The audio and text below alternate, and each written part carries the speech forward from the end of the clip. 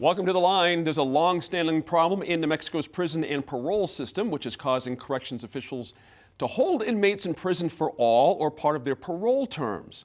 This so-called in-house parole, and it's costing the state about 5.5 times more than if they are paroled in suitable housing outside of prison. And it prevents many inmates from getting the services they need to transition back into society. Here to talk about this and other topics of the week are attorney Sophie Martin is with us. Former State Senator Diane Snyder is with us as well. Former House Minority Whip Daniel Foley is here. And we're pleased to have Mary Huditz, a reporter for the Associated Press. Now, Mary, you were the author of this article in the AP, which is your boss, pointing out the problem here. What is the overall problem here? What I just mentioned would probably hit most folks as bizarre, that you could have served your time, you're on parole, but you're still in prison. How is that even possible that can happen? Yeah, so like you said, in a nutshell, inmates serve their time and there's ways that they can earn a chance to be released at their parole date. But it's not a promise, because parole is largely not something, it's more of a privilege than a right to prisoners. Gotcha. And so that's, I think, at the bottom of how this can take place. And so even in the case of the woman who I had profiled in the story, Jolene Valencia, she had amassed all this good time in prison to get released on time.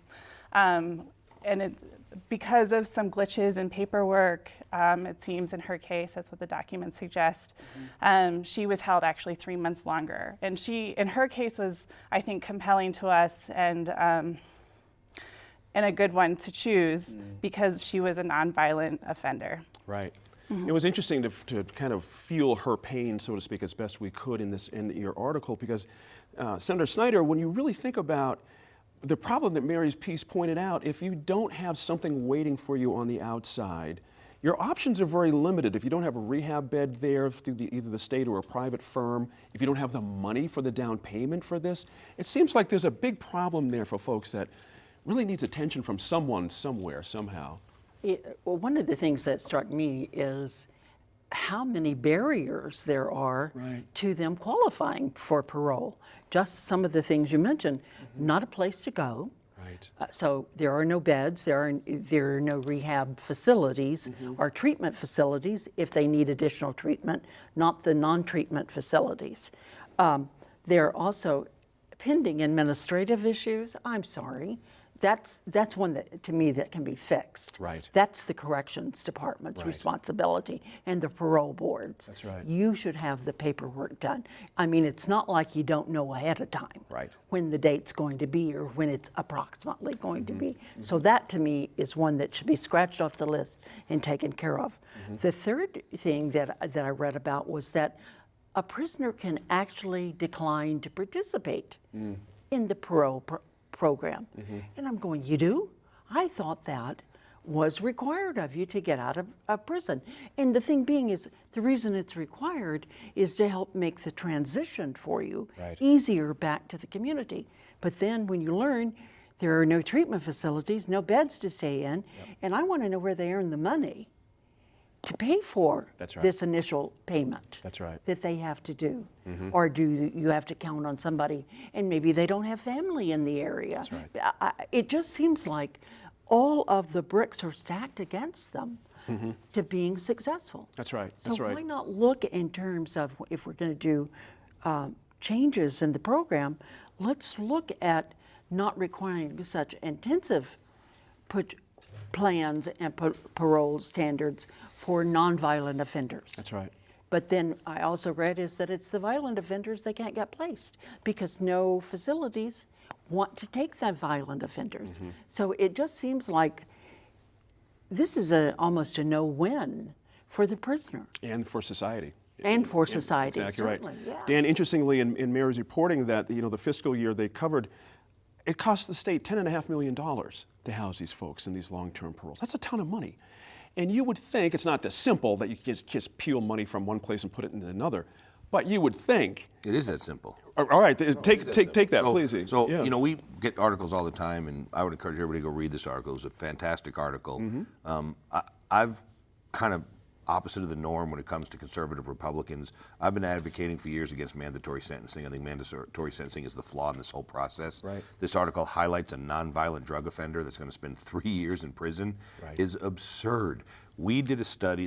We worked on a deal when I was in college at the time that if you took all nonviolent drug offenders out of prison in the United States, put them in community-based rehabilitation programs, you could then allow literally 100% of the violent criminals to serve 100% of their time without building another prison in the United States. Wow. So it is that easy. Yeah. It's just a paradigm shift that politicians have to be willing to make, to go home to their constituents and say, hold on a second. You know, and when you start looking at how mandatory sentencing is working, people should be furious that an individual can get caught with a certain amount of drugs in a vehicle, certain amount of drugs on their person, and they have to go to prison. Right. They've got no choice. They're going to serve 3 years. That's right. And in order to make room for those individuals, the mandatory sentencing people, guess who they're letting out? Right. They're letting out the rapists and the pedophiles. They're letting out the bad criminals because those guys don't have mandatory sentencing like the Just Say No to Drugs stuff did. I think it was a failure in the Reagan administration to come up with the mandatory sentencing,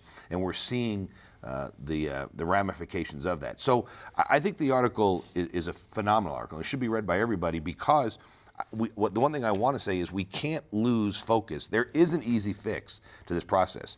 We need to look at why we're having mandatory sentencing. If the answer is mandatory sentencing is because we don't trust the judges, then find judges you trust. That's right. The answer isn't saying, hey, we got a bunch of nitwits that we think are judges, or we don't think they're doing their job, so we're going to legislate that everybody that does something, no questions asked. You're doing 3 years, 5 years, 10 years, pass go, don't collect $200. That's an absurd process. We can shift the money. It would take somebody saying, listen, the results of this stuff and the recidivism rate, and listen, it's all the buzzwords.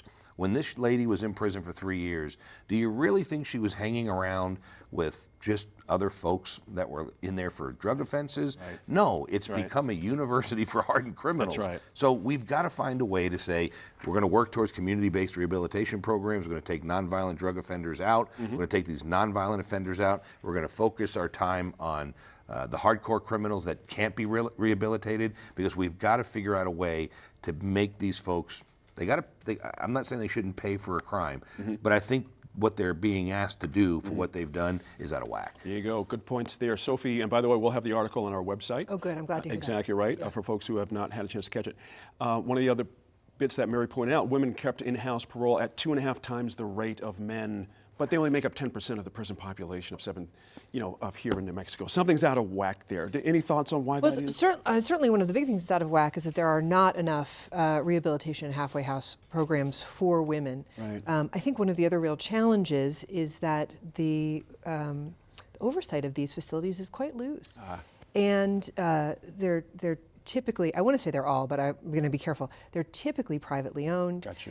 They contract with the state to take these parolees, and there may or may not be an effective program going on there. I looked at in 2014. I was looking at one such example in Alamogordo, which is now closed, but the rehabilitation program involved praying and really nothing else, and then a work program that had problems as well.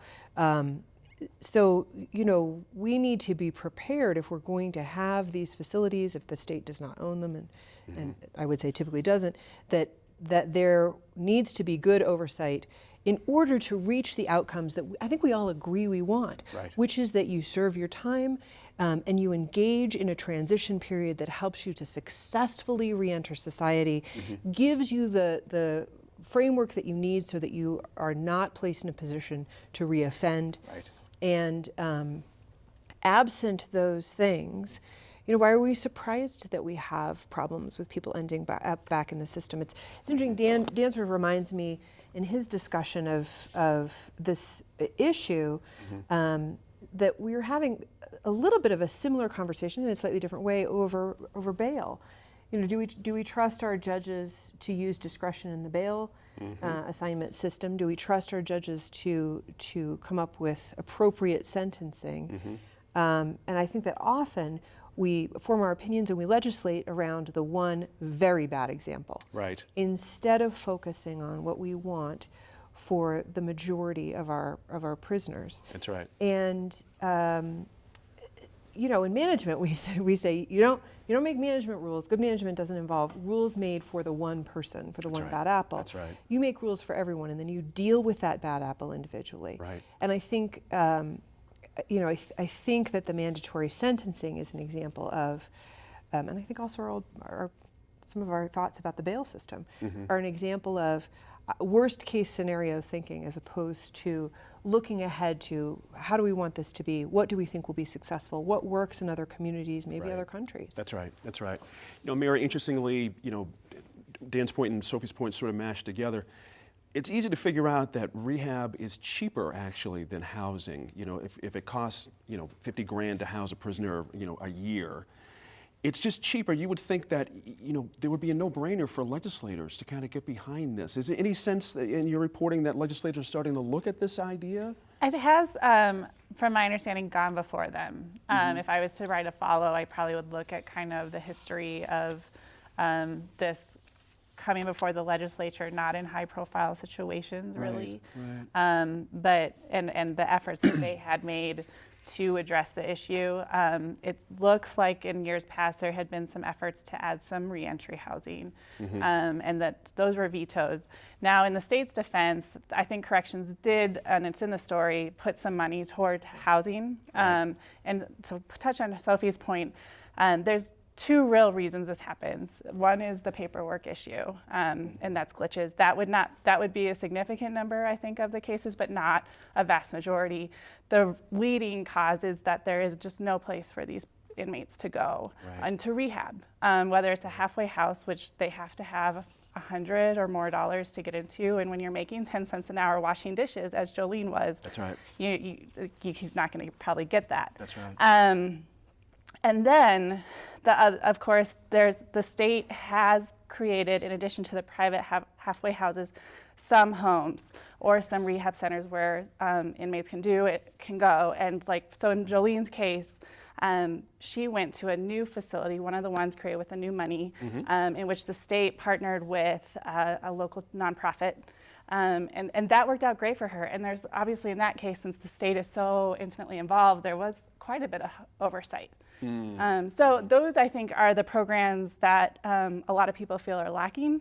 And if there were more, maybe this would start to help the situation, especially with women. Sure. You know, Gene, Absolutely. I think, Gene, also that Quickly, if you could. asking the legislature to be the driving force is the wrong place to go. I see. It's got to be an executive decision, because you got to have courts, you got to have the corrections department buy in. They've got to be wanting to support this. They've got to work with it. So, you know, I think consistently we talk around the state about, can the legislature fix it? I think what happens is the legislature throws money at it. It doesn't work, and we go, well, it's not working. This is an example of someone's got to step forward in a leadership role in the executive and say, this is a philosophical stance we're taking. We're making a paradigm shift in the Department of Corrections. We're going to support this stuff. Now, legislature, we want you to fund it. If the legislature just throw money at it, you're going to get these standalone individual places, and they're destined to fail. Good point there. Nice job, Mary, by the way, and with the CJ project as well. Good stuff there.